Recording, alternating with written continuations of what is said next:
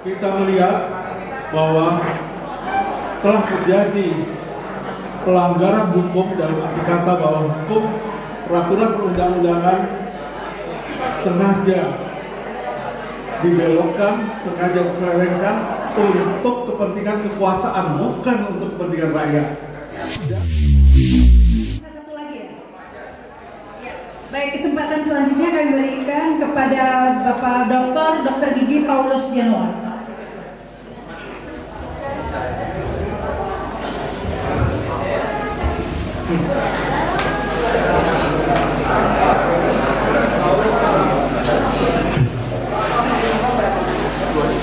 Para panelis sekalian, bapak-bapak, ibu-ibu, dan juga mama, salam sejahtera untuk kita semua. Assalamualaikum warahmatullahi wabarakatuh.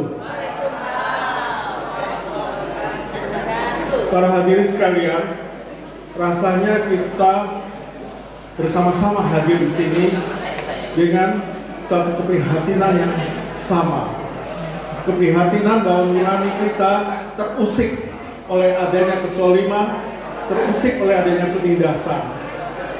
Dan kita lihat bagaimana yang telah terjadi yang lalu pada rezim yang lalu, di mana hukum bukannya untuk melindungi rakyat, bukannya untuk kesejahteraan rakyat, akan tetapi hukum digunakan untuk melanjutkan kekuasaan, hukum digunakan untuk bagaimana kekuasaan bisa merajalela.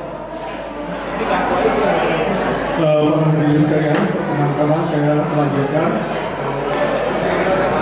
Saudara-saudara sekalian, kita melihat bahwa telah terjadi pelanggaran hukum dalam arti kata bahwa hukum peraturan perundang-undangan sengaja dibelokkan, sengaja diselewengkan untuk kepentingan kekuasaan, bukan untuk kepentingan rakyat.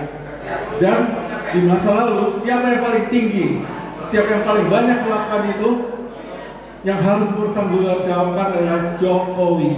Karena itu, tuntutan kita adalah Jokowi harus bertanggungjawabkan penyelewengan terhadap pelaksanaan peraturan perundang-undangan, dan rasanya memang sudah tepat kalau kita tuntut untuk adili Jokowi.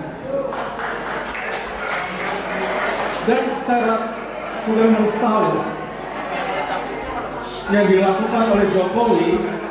Kalau tadi saya disebutkan saya sebagai tenaga medis, sebagai dokter, antara lain pada peraturan pemerintah 28 tahun 2024 tentang pelaksanaan undang-undang kesehatan, secara tersamar terselubung dikatakan bahwa negara, pemerintah akan memberikan alat kontrasepsi antara lain kepada kelompok berisiko. Kelompok berisiko itu apa yang dimaksud? Dalam ilmu kesehatan, kelompok berisiko dalam perilaku seksual adalah pekerja seks komersial alias pelacur dan kaum LGBT. Dan ternyata peraturan pemerintah melegalisasi, mentolerir pekerja seks komersial dan kaum LGBT. Nah, inilah bahwa bukan hanya dalam lingkup bernegara saja, tapi juga dalam lingkup kehidupan privat kita dan lingkup kehidupan pribadi kita. Kemudian kalau kita lihat di bidang ekonomi, kita lihat PSN, proyek strategis nasional, terbentang dari timur ke barat, dari Rempang sampai Merauke di Papua, bahkan sampai ke pusat-pusat kekuasaan di Pantai Indah Kapuk dan juga di Surabaya. Jadi memang inilah yang terjadi. Rakyat semakin disengsarakan. Proyek strategis nasional bukan untuk kepentingan rakyat, bukan untuk kepentingan nasional, tapi untuk kepentingan para taipan. Dan proyek strategis nasional adalah perampokan harta rakyat oleh para taipan. Dan inilah yang perlu kita prihatinkan, karena ini bisa menimbulkan kecemburuan sosial, kesenjangan sosial yang bisa menimbulkan kekacauan, perpecahan dalam kehidupan berbangsa dan bernegara. Dan kita sangat prihatin kalau zaman Orde Baru para konglomerat bisa dikendalikan oleh Soeharto. Akan tetapi sekarang ini para tepat ikut cawe-cawe secara terbuka dalam pengaturan bangsa dan negara. Inilah keadaan yang lebih memprihatinkan lagi. Dan memang disinilah kita harus bergerak, berbuat sesuatu, karena nasib rakyat semakin hari semakin sengsara. Tadi sudah disebutkan akan ada kenaikan PPN, kelihatannya sedikit 1%, tapi dampaknya akan luas.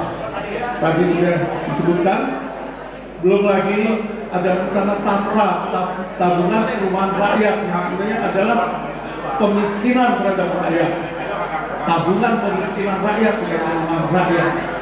Apalagi juga ada rencana penghapusan subsidi BBM. Jadi mungkin inilah yang perlu kita pikirkan bersama.